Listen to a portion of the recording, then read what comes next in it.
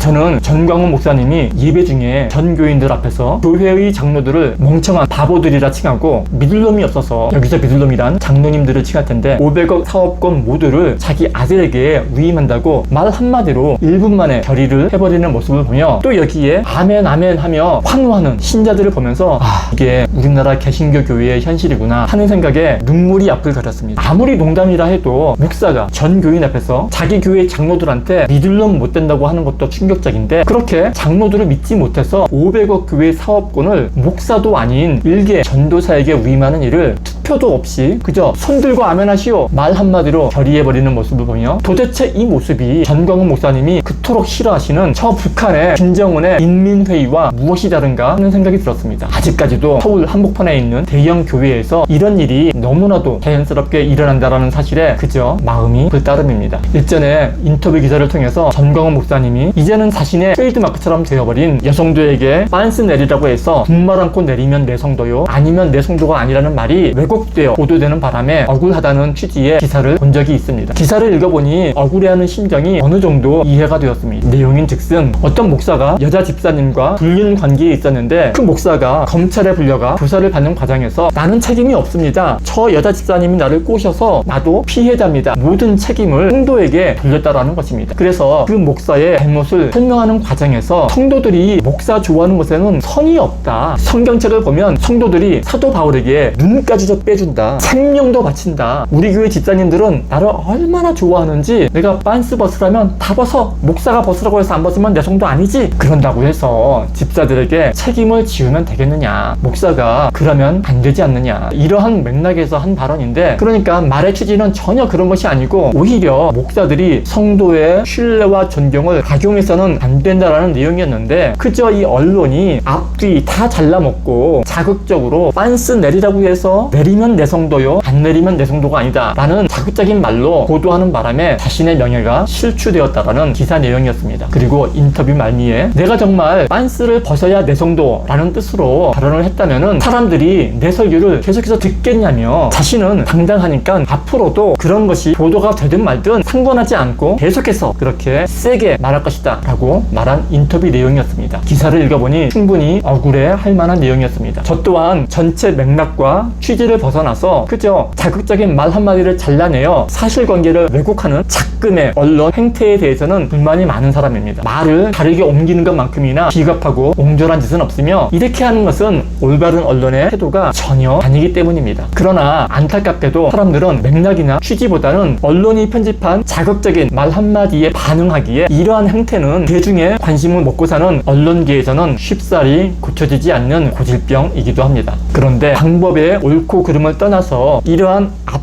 잘라먹기식의 편집 효과가 워낙 크다 보니, 특히나 정치권에서는 언론의 이러한 행태를 오히려 10분 활용한다는 것은 이미 널리 알려진 사실이기도 합니다. 그러나 설령 이를 이용하는 정치인들이라 할지라도 구설수에 휘말리지 않기 위해서 늘 언론을 조심하며 언행을 살핍니다. 여기서 제가 말씀드리고 싶은 것은 전광훈 목사님의 경우 이미 자신의 수많은 막말로 인해 전체 기독교계가 쓸데없는 오해를 받고 사회로부터 공분의 대상이 된 경험을 후도 없이 많이 하신 분으로서, 아무리 자신의 취지가 옳다 하더라도 그 결과가 자신이 속한 조직이나 진영에 해를 끼치게 된다면 돌이켜보고 조심하는 것이 인지상정일 텐데, 조금의 뉘우침이나 반성의 기미도 없이 앞으로도 계속 그런 식의 발언을 하겠다고 큰 소리치는 것을 보면 이러한 최소한의 상식적인 사고마저도 없는 분이 한때나마 기독교의 대표였구나 하는 생각에 그저 가슴이 저미울 따름입니다. 전광훈 목사님은 자기를 욕하는 사람들은 그저 모두가 종북주의자들이요,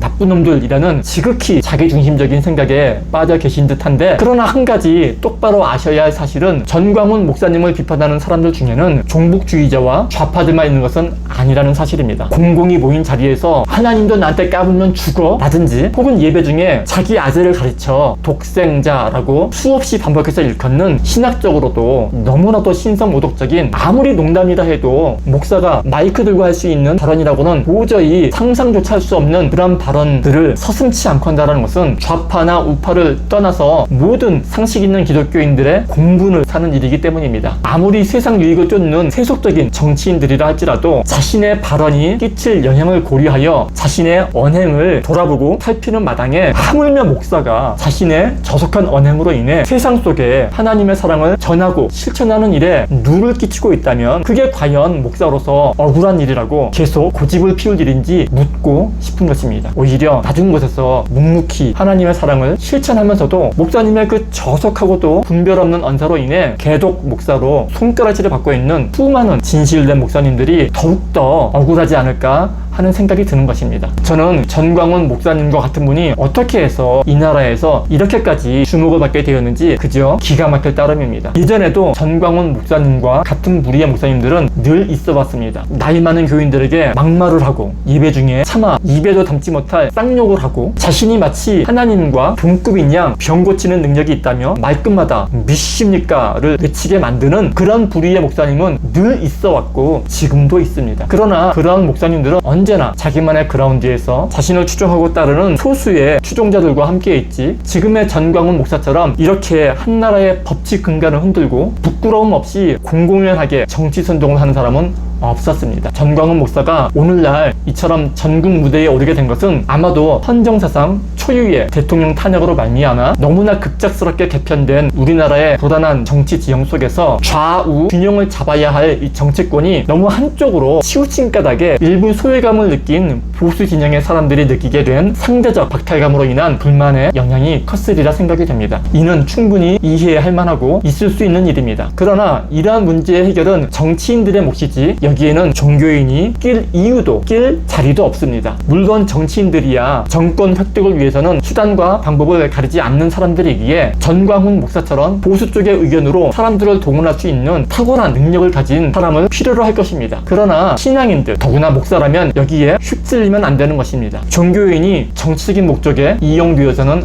안 된다는 말씀입니다. 오히려 신앙인이라면 좌파나 우파를 떠나서 이 양측을 화해시키기 위해서 노력을 해야 할 것입니다. 그리고 그러기 위해서는 자기 이익을 포기해가며 희생해가며 모든 것을 감싸고 포용하는 하나님의 넓은 사랑을 자신의 삶 속에서 스스로 본을 보여가며 가르쳐야 할 것입니다. 전광훈 목사가 전국적으로 스타가 된 또 다른 요인으로는 그가 소위 말하는 자유민주주의를 수호하는 애국운동을 하고 있다라는 사실 때문일 것입니다. 그러나 일반 국민들은 혼돈스러워할지 모르겠지만 성경은 애국운동을 지지하지 않습니다. 제가 이런 말씀을 드리면 또 세상적 관점에서 성경을 이해하는 일부 기복주의적이고 근본주의적인 신앙을 가지신 분들이 분노에 맞지 않을 것입니다. 일제시대 때 독립운동을 하고 공산주의에 맞서 순교하신 분들이 다 기독교인들인데 무슨 귀신 신나를 까먹는 소리를 하느냐고 난리를 칠 것입니다. 그러나 정통 신학자들이나 제대로 된 목사라면은 비록 이 사소한 교리적인 측면에서는 서로 의견이 다를지 몰라도 애국운동이 성경적이지 않다라는 데에는 대다수 동의를 합니다. 굳이 신학자한테까지 가지 않더라도 성경 어디에도 예수님은 조국 이스라엘의 애국운동을 지지한 적이 없습니다. 오히려 당시 애국운동에 열심이던 진로다운과는 거리를 두셨습니다. 예수님은 이 땅에 하나님 나라, 하늘나라를 세우기 위해 오셨지 조국 이스라엘을 로마의 식민주로부터 독립시키기 위해 오신 게 아니라는 것이 신약 성경의 핵심 메시지이기 때문입니다. 성경을 깊이 있게 연구해보지 못하고 그저 약한 자를 돌보시고 편드시는 사랑의 하나님이라는 단편적인 지식만을 가진 일반 사람들이라면은 상식적으로 얼마든지 그렇게 생각할 수 있겠으나 신학을 정식으로 깊이 있게 공부한 목사라면은 이를 바로잡아줄 책임과